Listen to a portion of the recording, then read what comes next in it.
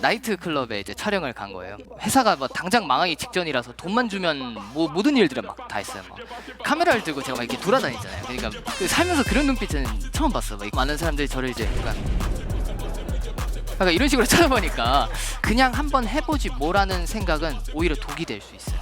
저는 그 정답이 B라는 키워드에 있다고 생각을 합니다.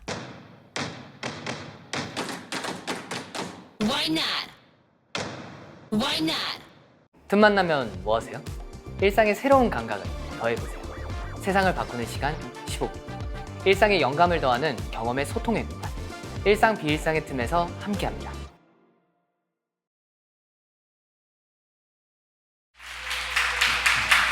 제 소개를 드리기 전에 영상 하나 보여드리려고 해요. 한번 틀어주시겠어요? 저 사람인 것 같은데? 이 잠깐만. 당근마켓 거래에서 혹시- 이 남편이 거래를 하는 내용인데 죄송한데 저기 이거 모자 쓰고 뭐 거래하는 하시냐? 아저씨가 접니다. 네. 아이고, 네, 재밌어요. 이거 얼마나 이게 쌌어? 좀 뒷부분은 더 아니, 재밌거든요. 기가 막히고 다른 했어. 영상들도 두 번 재밌어가지고 쌌어, 저 나중에 유튜브에다가 너덜트라고 이제 검색하시면은 이제 좀 찾아보시면 좋겠습니다. 구독도 좀 눌러주시면 좋고요. 저희는 짧은 코미디를 만드는 채널이에요. 방금 보신 영상은 저희가 만든 당근마켓 남편들이라는 영상입니다. 현재 700만 조회수를 넘었고 감사하게도 135만 명의 분들이 구독을 해주시고 계세요.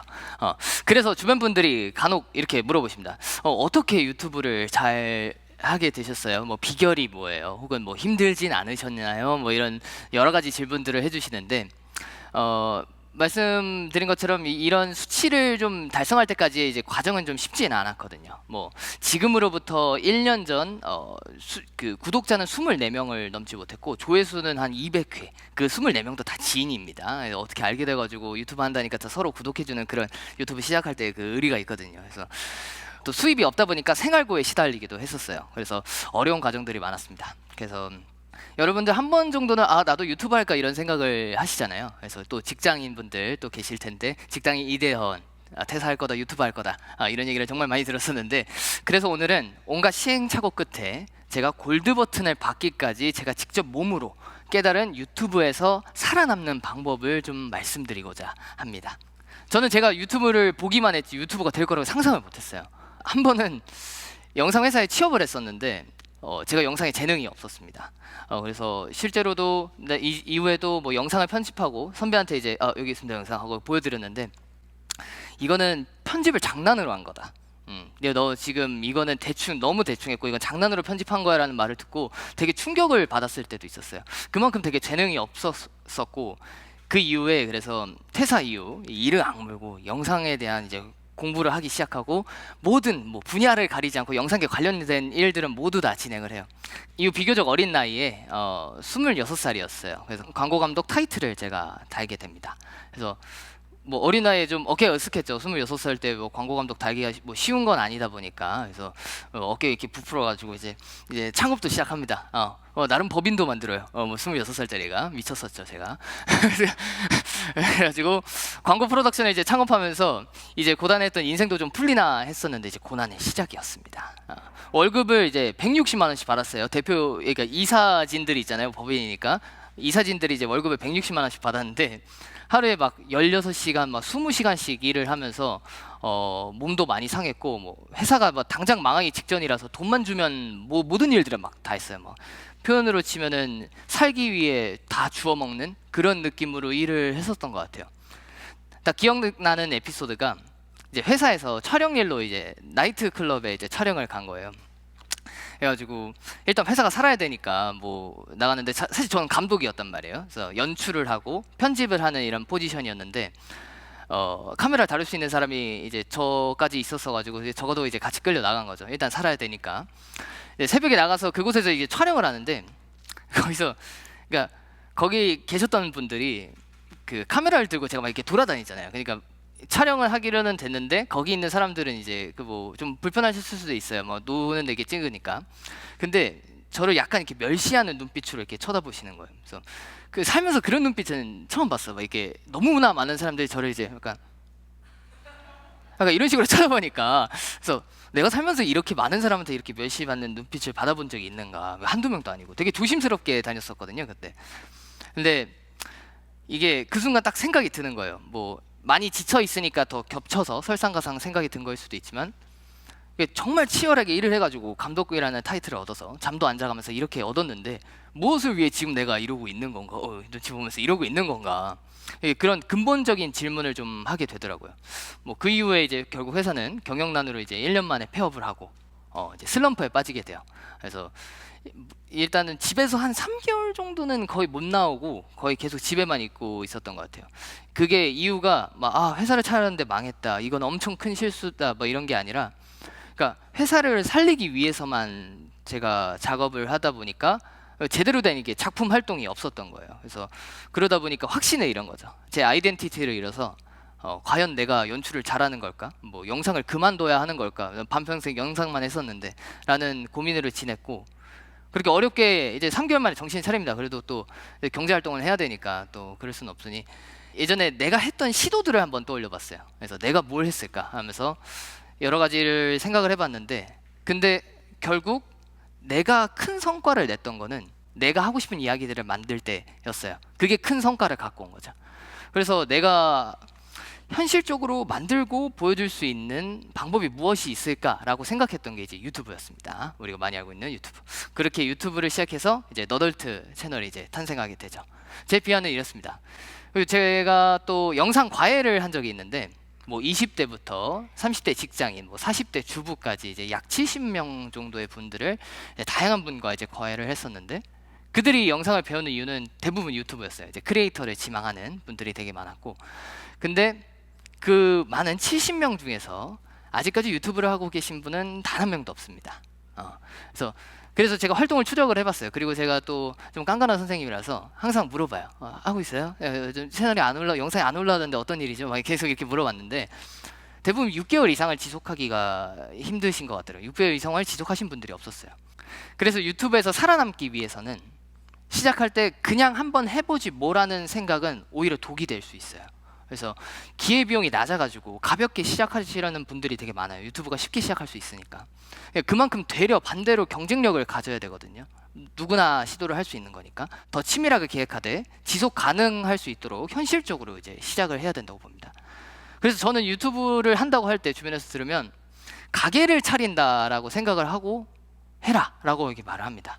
그러니까 작은 음식점 하나를 이렇게 차린다고 생각을 하고, 뭐 그 차린다 생각을 해도 그렇잖아요. 목이 좋은지, 뭐 이 어떤 메뉴를 해야 경쟁력이 있을지, 나랑 비슷한 게 있을지, 뭐 현실적으로 재료비를 뭐 감당할 수 있을지, 홍보는 어떻게 할지, 이게 한번 해보자라는 생각으로 시작했던 게 아닌 1년 계획의 산물이었습니다. 그래서 실제로 1년간의 고민 끝에 나온 채널인데, 이름을 어떻게 해야 사람들의 뇌리에 잘 박히고 하는가, 그 로고는 어떻게 하지, 이렇게 디자인 같은 것도 제가 하고 그랬었는데, 뭐 시장 조사도 되게 철저히 해서 국내에서 이제 극의 형태를 갖는 고퀄리티 커뮤니티가 거의 없다는 것을 이제 파악을 했었어요. 그래서 콘텐츠 차별성이 있다고 이제 생각을 해서, 그러면은 이제 이거를 코미디를 할 건데 그럼 둘이서 만들려면 도대체 어떻게 할 수 있을까? 둘이서 극을 만든다는 건 쉽지는 않은데, 그래서 결국 기획, 촬영, 뭐 연기, 편집, 뭐 이런 것들을 모두 저희가 자체적으로 했었어야 됐어요. 근데 그 전에 했던 망했던 회사나 여러 가지 살기 위해서 했던 경험들이 도움이 되더라고요. 그래서 자체적으로 이렇게 할 수 있겠다 이렇게 판단이 됐고, 그런 전략들을 되게 구체적으로 구성을 했었습니다. 그래서 보이는 건 단순히 코미디였지만 그 컨텐츠 이면에는 되게 치밀한 계획과 전략들이 좀 담겨 있었어요. 그렇다면 나만의 경쟁력을 가지고 대중들의 마음을 움직이려면 어떻게 해야 할까요? 저는 그 정답이 융합이라는 키워드에 있다고 생각을 합니다. 이제 세상에 새로운 것은 없다라는 말이 있죠. 그래서 유튜브 컨텐츠도 이제 마찬가지입니다. 이제 어디서도 보지 못했던 컨텐츠들은 거의 없다고 봐도 무방하거든요. 하지만 다양한 요소를 융합해서 색다른 컨텐츠를 만들 수는 있거든요. 그래서 이 융합이 컨텐츠 경쟁력의 핵심이라고 저는 생각합니다. 앞서 말씀드린 것처럼 완전히 새로운 음식은 저희가 없잖아요. 다양한 요소들을 융합해서 경쟁력을 가질 수 있는 컨텐츠를 기획하는 것이 가장 중요한 부분이라고 봐요.